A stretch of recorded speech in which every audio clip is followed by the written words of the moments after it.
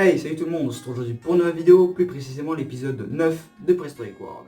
Et aujourd'hui les amis, j'avais un petit peu envie de changer, parce que depuis le début de cette chaîne, je fais que parler de carnacés, la seule vidéo traitant d'un herbivore étant la dernière sur l'Argentinosaurus. Et puis les mammifères c'est pareil, j'en parle pas des masses, la seule étant celle sur le Smilodon, et qui est un carnivore par la même occasion, quelle coïncidence. Du coup aujourd'hui les amis, pour vous, en exclusivité, je vais vous parler d'un mammifère herbivore. Que demande le peuple? Du coup aujourd'hui les amis, on se retrouve pour une nouvelle vidéo, un nouveau Prehistoric World. Et aujourd'hui on va parler du tatou XXL, aka le Doedicurus. C'est parti.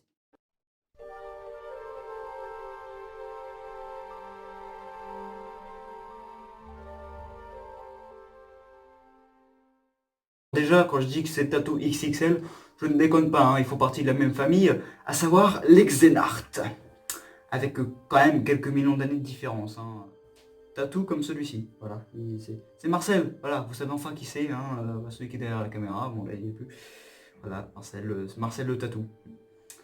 Je l'ai recruté en Guyane, c'était il y a 3-4 ans.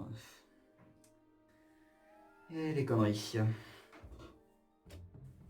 D'ailleurs, ça se voit un petit peu qu'ils sont de la même famille, quand on les voit tous les deux et qu'on les compare, on voit quand même un petit air de ressemblance, notamment au niveau de cette grosse carapace.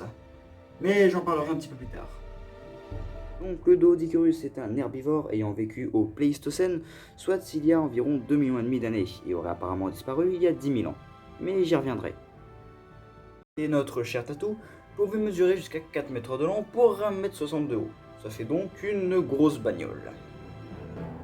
Sachant qu'en plus le machin pouvait peser jusqu'à, selon les estimations, jusqu'à 2 tonnes. Donc là, c'est une grosse caisse, effectivement. Et du coup, notre voiture tatou XXL a vécu en Amérique du Sud. Même si plus tard, on va retrouver des ossements en Amérique du Nord.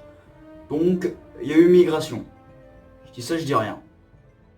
Maintenant, je vais enfin arriver au fait du pourquoi, du comment cette carapace. Même si je pense que vous avez déjà une petite idée. Mais je vais quand même m'expliquer. Eh bien, sa carapace, elle lui servait tout simplement à se protéger des éventuels smilodons ou Phorus racos qui passaient par là, qui sont des prédateurs de notre cher tatou.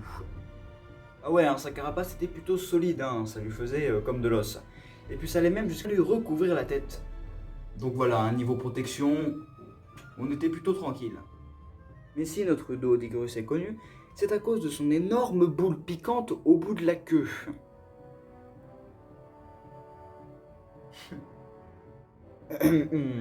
Bref.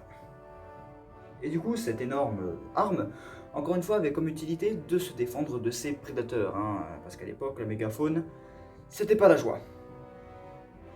Et sans pour autant en venir aux mains, c'était aussi un moyen de dissuasion, pour éviter l'attaque, à tout prix. Parce que je sais pas vous, mais comme ça fait un peu flipper quand même. C'est un peu menaçant.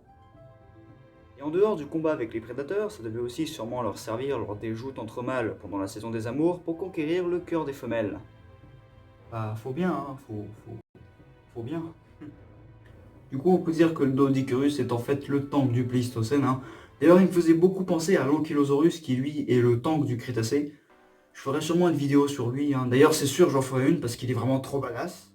Et là, je pourrais facilement faire une petite conclusion sur le Doedicurus, demander les pouces bleus, les abonnements, mais non. Et ouais, tu t'y attendais pas, sauf que là, je m'apprête à te parler d'un autre spécimen de Xedart, à savoir le Glyptodon. Alors, dit comme ça a l'air d'être un animal mignon, mais ça change pas grand chose, t'inquiète pas. Alors déjà, pour mettre les points sur les i, il a cohabité avec le Doedicurus, il a vécu au même endroit et à la même époque. Comme ça, c'est dit. Mais bon, il y a quand même quelques petites différences notables entre nos deux tatous. Déjà, le Glyptodon était plus petit, il mesurait approximativement 3 mètres de long pour 1,50 m de haut.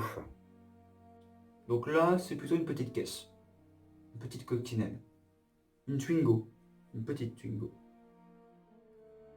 Et tout comme le Doedicurus, le Glyptodon possédait une carapace très solide qui lui recouvrait la tête également. Par contre, là où il y a une différence, c'est bien au niveau de la queue du Glyptodon. Non, non, n'insistez pas. Bon, j'avoue, ça me fait rire un peu quand même. Bref. Contrairement au Doedicurus, le Glyptodon, lui, ne possède pas d'énormes massues au bout de celle-ci, mais ça reste quand même dangereux. Disons que pour le Glyptodon, sa queue entière est recouverte de piquants. Donc globalement, elle avait un peu la même utilité que l'arme du Doedicurus, hein, à savoir se défendre et l'utiliser lors de la saison des amours. Mais bon, c'est quand même deux animaux qui valaient me pas énerver parce que sinon, bah, tu te faisais défoncer. Non, non, non. Il y en a qui ont essayé. Non, mais je m'en fous, moi, qu'il y en ait qui ont essayé. Ils ont eu des problèmes. Pour les causes de leur disparition, il y a plusieurs théories, mais la plus connue reste quand même l'ère glaciaire, il y a 10 000 ans, et l'arrivée de l'homme sur leur continent. Et bien voilà les amis, j'ai enfin terminé cet épisode sur le Doedicurus et le Glyptodon.